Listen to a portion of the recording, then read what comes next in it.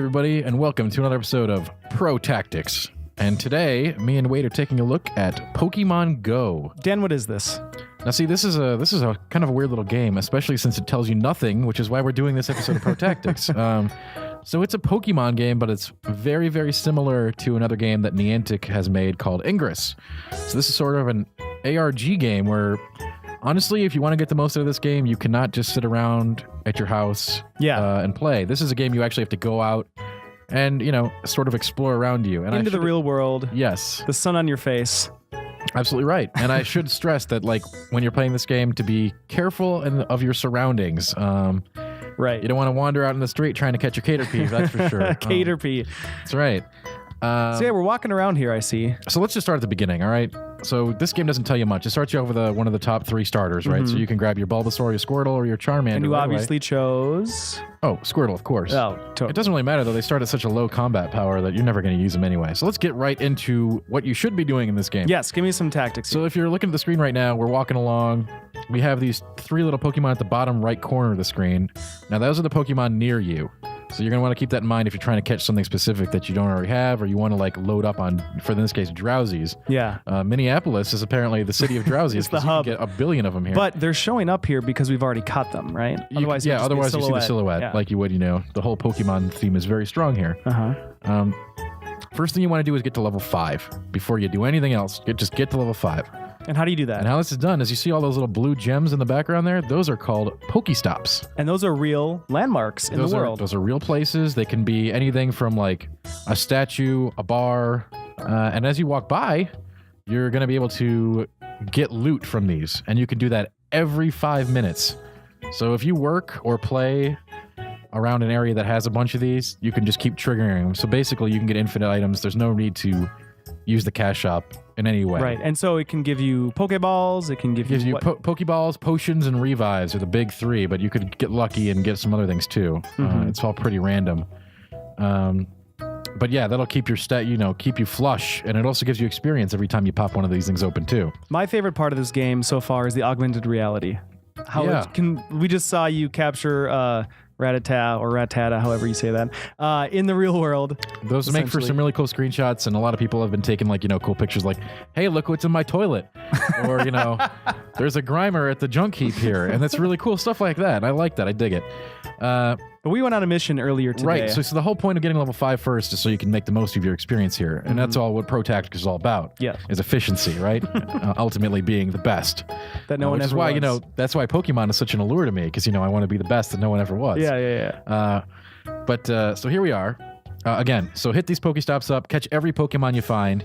You can, to put it in easy terms, you can disenchant your copycat Pokemon for materials to enhance your other Pokemon. So if you want to evolve your Drowsy, catch 50 Drowsy, or you want to catch 50, but catch a bunch of Drowsies and use the transfer option in your Pokédex to basically eliminate them and turn them into candy. And merge them into one giant Mega Drowsy. That's what you're doing. It's a concept that should be familiar to other people who are familiar with mobile games. It's a little easier in this game for sure. Yeah. Right. So we're doing that. So we're catching Pokemon, we're evolving them, we're getting levels. Once you're level 5, this lets you go to gyms, which was the purpose of today's trip. You can have a Pokemon station in up to 10 gyms at a time. And on a daily cooldown, you can cash in on those gyms. You can say, all right, I want my allowance now. And it'll give you 500 Stardust. Stardust is used for upgrading. And 10 coins. That's the cash currency of this game. Per Pokemon you have stationed up to 10.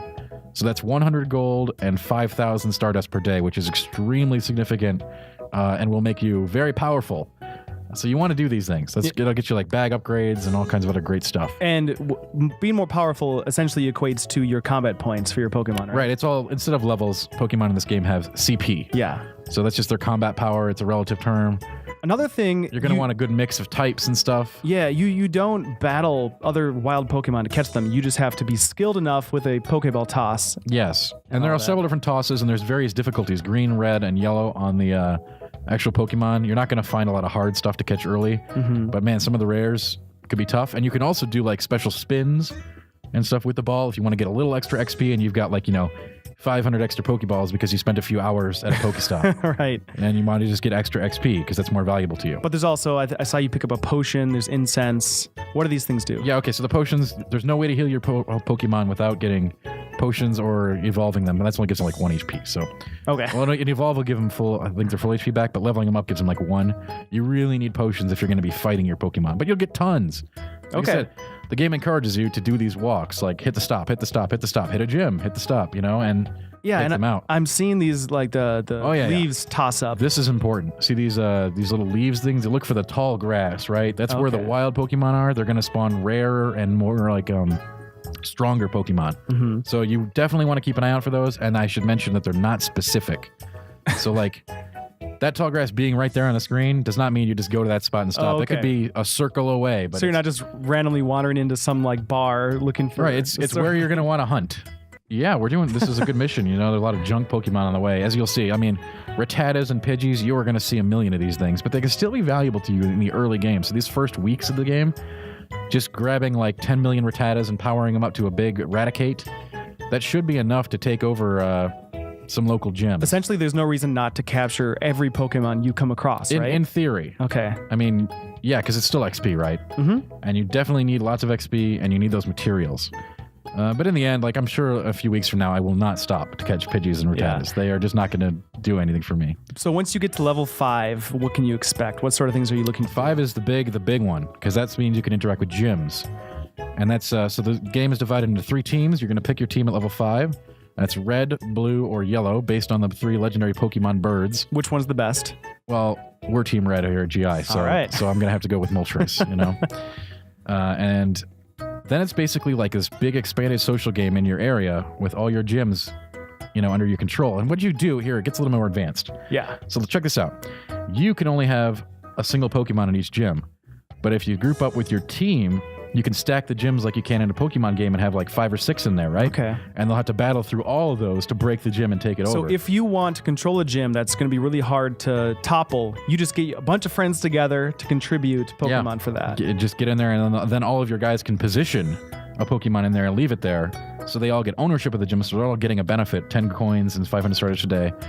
And then, it's much harder to be taken. Unlike if you're the only guy who owns the gym, it's really easy for just anybody to walk by and say, well, I got a bigger Pokemon, I'm going to take it. Unless it's the gym that we tried to take on today. Well, this gym we really had a huge advantage on and should have been just crushed. But what was the opponent like? We ran. This is okay. I should be clear here. This is like the first days of the game, and the servers are struggling. Mm-hmm. They're going up, they're going down, who knows? And we had some real issues taking this gym because it should have been a cut and dry fight. But what I've learned is a known bug here in these early days is that you get the opponent down to like 1 health, and the game just flips out and just it doesn't die. But this was the Horsey that would not die. It's CP 85, and you had like we started this fight out with a 289 Raticate. So should have been no contest. So that's just a complete annihilation, right? And theoretically, we could bring in all 6. You can bring 6 to a fight here. Okay. So it's like the normal game. You got your whole lineup. Yep. Against just one of theirs. Against that one particular Horsey here. Yeah. Now, in theory, if you were to take this gym, then would it be the first Pokemon you used that would be I believe defending? I'd like to tell you that for certain, but I don't know since we didn't take the gym. I think it would just be we'd get to pick, but I'm not entirely sure of this. Yeah. So I think you get to pick because it makes the gym neutral and then you take it. So now the battle also is not turn-based, right? It is not. You just spam attack, and then once you have these bars, each Pokemon has different moves that cost an amount of bars. So they have the regular attack, which you spam, and then you have a special move that once you charge up your bar through regular attacks, you can use it. And those are the more special moves like Psybeam, and then some of the more popular cool moves that you could do. So each Pokemon has 2 moves in this game. Gotcha. So it sounds like you want to catch a lot of Pokemon, walk around to get all the loot you can, eventually take over a gym and reinforce it with your friends. Anything else we need to learn about this game early on? That is the game in a nutshell, but it's a little deeper. The metagame is enormous. Like, let's say you've got... Really, it isn't going to depend where you live. Like, if your whole neighborhood is just like got that one gym, it's going to be under constant assault, and you're going to want to band up. And the thing is, you never even need to talk to another person. It's got this really weird metagame, right? Like, you might just learn that these people are in your town. Like, you'd be like, wow, me and these other red guys own this gym, but I've never met a single one of them. But we keep taking it every day. And likewise, you're going to have opponents like, you're going to be looking for that yellow guy walking by the bar. None of this stuff is explained really in the game, so I thought it would be useful to like go over these are the important things you should be doing. And again, going to Pokestops will keep you with a constant supply of items, so there's no problem there. And get 5 and start going and battling in those gyms. Got it. Thanks, Dan. Thank you, and Pokemon Pro Tactics.